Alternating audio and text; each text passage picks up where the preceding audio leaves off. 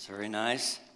It's good to be here today and be able to speak to you. Today, I'm going to be telling a little bit about the experience of my wife and I as I went from a United States Air Force pilot to a preacher. That's quite a change, I can tell you that.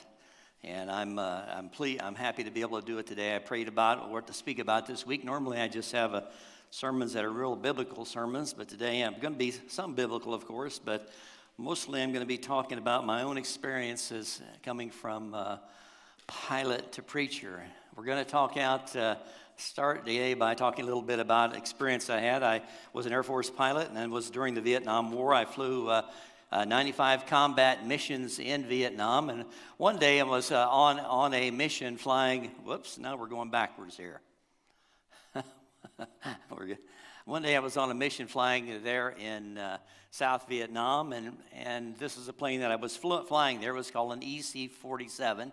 It was an old World War II era plane with electronic gear on it, basically located enemy positions, and then B-52s and other aircraft would bomb from those positions. And we were flying a mission one day over the Mekong Delta. You can see the Mekong River there running out into the bay and flowing there for, usually our missions were like 5 to 7 hours. That particular day was a 7-hour mission. We had flown our mission, completed it, about 10,000 feet. It's very warm there in Vietnam. When you get in your aircraft there, I mean, you would absolutely, when it was on the ground, it probably was 130 degrees in those airplanes, maybe hotter when you get in them. You just get it, you'd run in there and get in there as fast as you could to get it off the ground. And then, of course, you'd fly around at about 10,000 feet because there was no air conditioning. They were not pressurized. So as we flew our mission, finished up, and we were getting ready to come back into the base. And as we were coming back into the base, we were noticing some clouds in front of us as we were making the approach to, or heading near to the base. And at that time, this was 1972, the Vietnamese were beginning to have what they called, for those who are older folks here, a Vietnamization program, where the Vietnamese were going to take over their own business. And they were beginning to control the air traffic control. And at that time, they were not quite as good at it. Let's put it mildly. So they were controlling it, and we're coming back in, and we're flying into some clouds, which, if you're a pilot, well, this is not anything unusual. But as they were giving us radar vectors, which is headings, in order to go in for the landing, and as we began to fly into the clouds, things began to get rough. I mean, bouncing. And I wasn't like bouncing like you get on these commercial airlines where you get a little bump and everybody screams. I mean, we were beginning to go up and down about 500 feet at a time. And we were pitching about 30 degrees at a time, 60 degrees at a time, 30 degrees each way. And our airspeed was varying about 70 knots. It would go down to a low of about 100 knots and then up to about 170 knots. And this was beginning, it was getting tough. Now, these planes, because they were not air conditioned, because it was so hot over there, we usually keep the front windows open on them or cracked so we get air through them. And on the back, we didn't even have a door. We just had netting so air would flow through them because it was so hot over there. Well, because of these things were open, as all in this rain, well, it was all beginning to pour into the cockpit.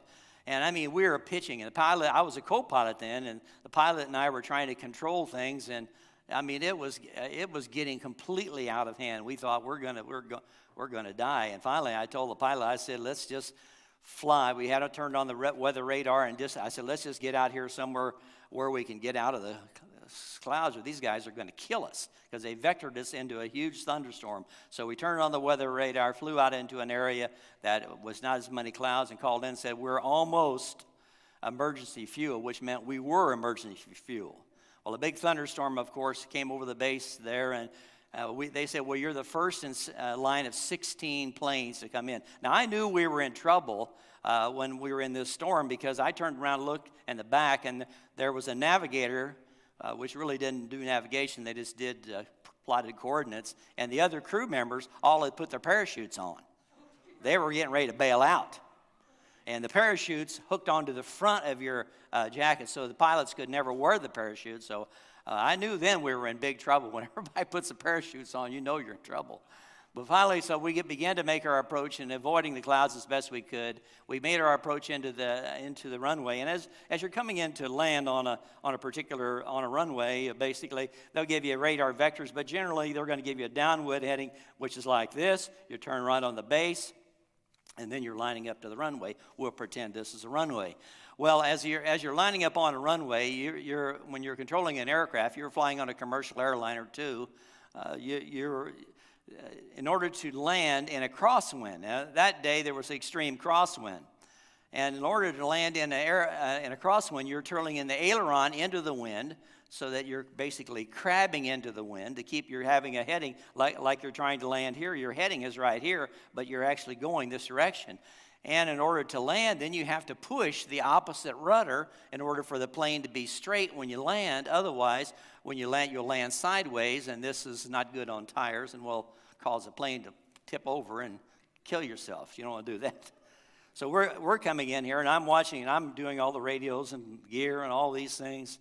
And the pilot, I'm watching him. He's beginning to cross control it, put in the aileron, more rudder. Pretty soon, I realize that he has this plane fully cross-controlled. In other words, if the wind blows even 3 more miles per hour, we're off the runway. And we did not have enough fuel. At that time, we had flown about 8 hours. We had no fuel left. If we had to come around again, we weren't going to make it. And I was thinking, oh my, if you do a go-around, we're going to be landing in a rice paddy. And you can land in a rice paddy, but you're not taking off out of one. And out there at that time, there was quite a few people who would like to kill you at night or kill you in the daytime as well. So I was on there, and I thought, oh, Lord, we're going to get down. We're going to get down. Finally, we flew, down. Finally, bam, we hit the ground. And I tell you, that day, I thought to myself, I should have died today. And I thought, maybe God has some kind of a plan for my life, because really, by all things that should have happened, we could have and should have really died.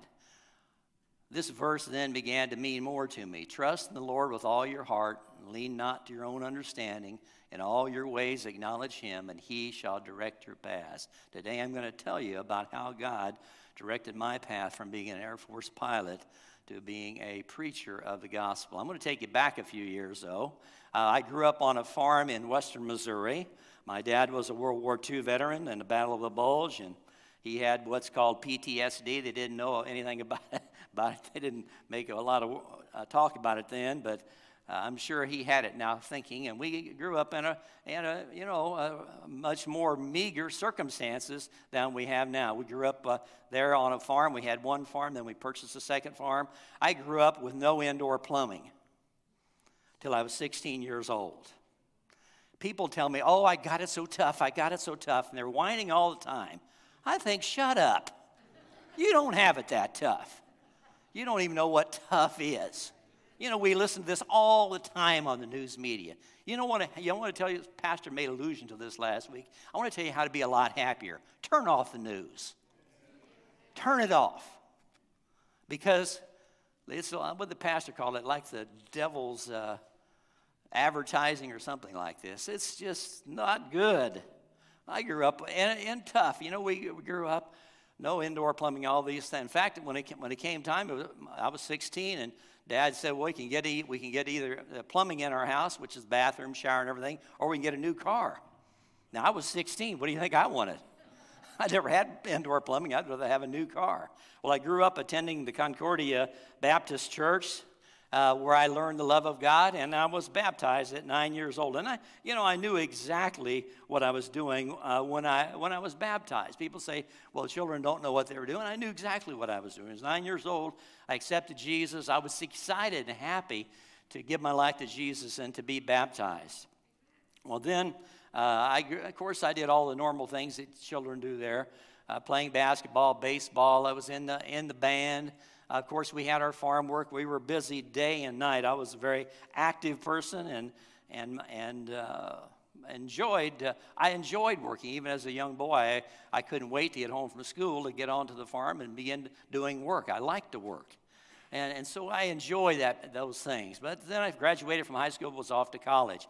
While I got to college, when you get to college, I grew up in a high school where it was a small high school. In fact, our class, as far as I know,